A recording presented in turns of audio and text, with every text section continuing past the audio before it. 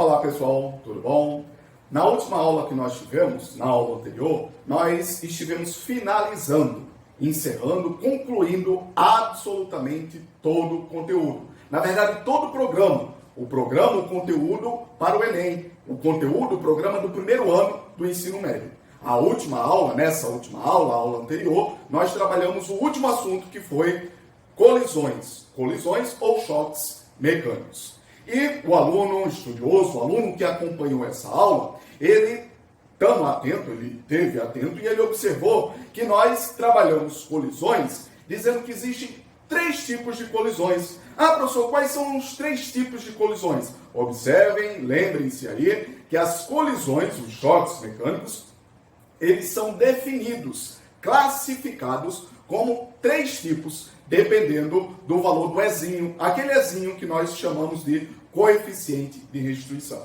E exatamente nesse momento, naquele momento dessa última aula, nós falamos que esses tipos de colisões podem ser 3. E os 3 tipos são ou colisões perfeitamente elásticas, ou colisões parcialmente elásticas, ou colisões totalmente inelásticas. Então vamos lá, gente. Vou esquematizar aqui exatamente o que nós tínhamos falado na aula anterior. Então, a partir do coeficiente de restituição, o nosso Ezinho, nós temos 3 tipos. Ou o Ezinho é igual a 1, ou o Ezinho está entre 0 e 1, ou é menor do que 1, ou maior do que 0, entre 0 e 1, ou terceiro e último tipo, é quando o meu Ezinho é exatamente igual a 0. Atentem aí, observem aí, relembrem novamente, assistam esse vídeo novamente da aula anterior. Ah, professor, quando o meu Ezinho, estamos falando aqui do Ezinho, é o coeficiente de restituição lá das colisões. Quando o meu Ezinho é igual a 1, é porque a colisão é do tipo elástica, totalmente, perfeitamente elástica. Elástica. Ah, professor, quando o meu Ezinho está entre 1 e 0, é menor do que 1 e maior do que 0. É quando a colisão é do tipo parcialmente. Ela é parcial, parcialmente elástica. E o terceiro e último tipo de colisões são as colisões totalmente inelásticas. Inelásticas. Então, gente, observe aí que tudo isso nós falamos na aula anterior. Concluímos o assunto. Mas observem também que eu fiz lá, chamei a atenção, uma pequena observação do seguinte, gente, nessa nossa última aula, nós vamos trabalhar os casos mais especiais, os casos particulares, casos especiais, os casos mais difíceis, mais raros de se acontecer na natureza, lá no cotidiano, no nosso dia a dia. São casos raros, são casos especiais. E nós estivemos falando exatamente desses casos especiais, que são as situações de colisões totalmente, perfeitamente elásticas. Aí alguém poderia perguntar, professor, certo, exato. Muito bem, eu estou lembrado que lá naquela aula o senhor se restringiu a trabalharmos unicamente esses casos. Dos 3, iríamos estar trabalhando mais detalhadamente na aula anterior, na aula que passamos, os casos das situações perfeitamente elásticas. Professor, mas são 3, algum aluno poderia perguntar, o aluno estudioso. E as outras 2? As outras 2, gente, são situações que mais acontecem na natureza, são mais fáceis de acontecer na natureza. Porém, no Enem, são questões mais difíceis de ser trabalhadas. Então, pouquíssimas vezes eles trabalham essas questões. E por esse motivo, na aula anterior, nós trabalhamos mais o que cai no Enem. São os casos particulares, os casos mais especiais de situações elásticas. Mas atentem aí, relembrem, assistam o vídeo novamente, que eu disse o seguinte, que esses outros 2 casos, eu estaria num vídeo posterior trabalhando questões com comentários, questões comentadas com pequenas observações, rápidas observações em poucas palavras, iríamos estar trabalhando esses 2 outros casos, o parcialmente e o totalmente inelástico. Pois bem, é exatamente o que se está fazendo aqui, necessário, essa aula de agora. Estou aqui nessa aula de agora para realmente encerrar absolutamente todo o programa, onde nós vamos observar esses 2 outros casos. Então, vamos lá, gente. A necessidade, algum aluno estudioso, aplicado, poderia perguntar o seguinte: professor, como é que se calcula, como é que eu sei, como é que eu faço para calcular esse meu Ezinho? O senhor disse muito bem lá na questão do Enem, vai vir dizendo, observando a questão abaixo, que se trata de uma situação perfeitamente elástica, quando o Ezinho é igual a 1. Então a própria questão vai dar o valor do Ezinho. Ou se não, vai classificar, dizendo que é perfeitamente elástico. Se é perfeitamente elástico, então você já sabe que o Ezinho é igual a 1. Se a questão disser, não, é parcialmente elástico, você sabe que está entre 1 e 0. Não, a questão é sobre uma situação totalmente inelástica, você já sabe que o Ezinho é igual a 0. Mas alguém poderia perguntar, professor, mas quando a questão não avisar sobre esse valor, não der esse valor, e mais, não classificar o tipo da colisão, como é que a gente faz para calcular esse Ezinho? É exatamente o que a gente vai fazer agora. Então, gente, a primeira coisa é o seguinte, é a gente entender o que seriam velocidades relativas. Tá, professor, como assim velocidade relativa? Se a gente está trabalhando colisões diz respeito ao encontro de, no mínimo, dois objetos, duas partículas, dois corpos, dois objetos lá. A gente trabalhou mais a questão lá da situação da sinuca, do jogo de bilhar. Exatamente lá, as esferazinhas em movimento, elas colidem. Então é exatamente essa situação. Primeira coisa, temos que saber como calcular as velocidades relativas. Então vamos botar aqui, ó, velocidades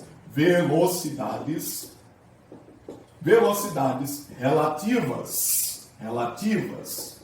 Então, o aluno estudioso já procure aí um bom livro para estudar bem detalhadamente o que seriam velocidades relativas. Mas, em poucas palavras, eu vou dar aqui todas as situações de como seriam essas velocidades relativas. Primeiro, professor, como o senhor disse, são corpos, são objetos, vamos supor lá, bolinhas. Relativas, vamos supor, duas bolinhas, no mínimo, duas bolinhas. Vamos supor bolinha A e bolinha B. Vamos supor que no primeiro caso elas estejam se aproximando, uma em direção à outra, uma contra a outra. Uma está indo e a outra está voltando. Então, em situações de direções opostas, sentidos opostos. Então, elas estão se movimentando uma com relação à outra.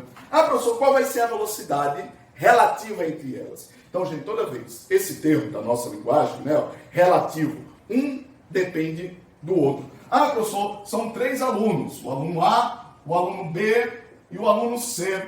Aí eu vou e digo A, B e C. O aluno C é o mais baixo. Aí alguém pode perguntar, tá, mas mais baixo com relação a quem? O aluno B é mais baixo. Tá, mais baixo com relação a quem? Veja que o B é mais baixo com relação a, porém, ele é mais alto com relação a C. Então, gente, é relativo. Existem conceitos, ideias relativas.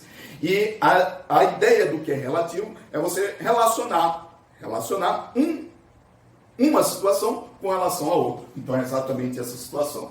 Quando na física nós estamos trabalhando velocidade relativa, é porque você tem que relacionar os valores de um objeto com relação ao outro. Qual é a velocidade relativa de A com relação a B? Então é um com relação ao outro. Não é a velocidade única de um único objeto. Não tem condições de definirmos velocidade relativa com relação a um único objeto. Relativo sempre se relaciona de um com o outro. Eu quero saber a velocidade relativa desse com aquele. De A com relação a B. De A com relação a C. Não, é de A com relação ao poste. Não, é de A com relação ao observador parado lá em cima da calçada.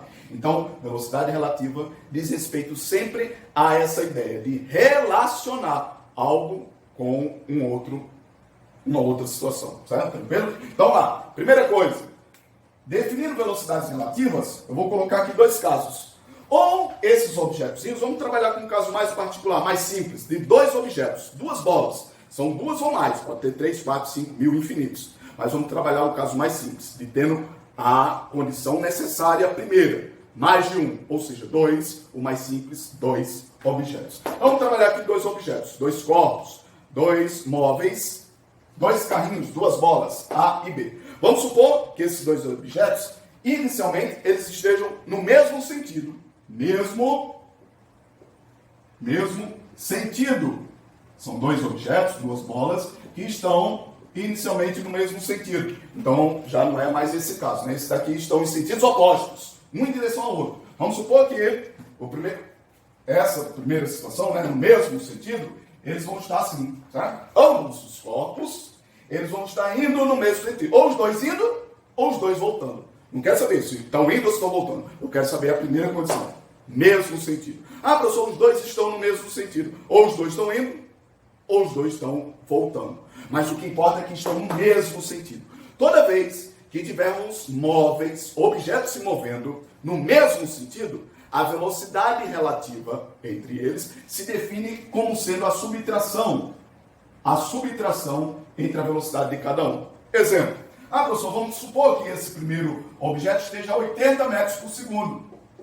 Já esse outro esteja a 60 metros por segundo. Pergunta.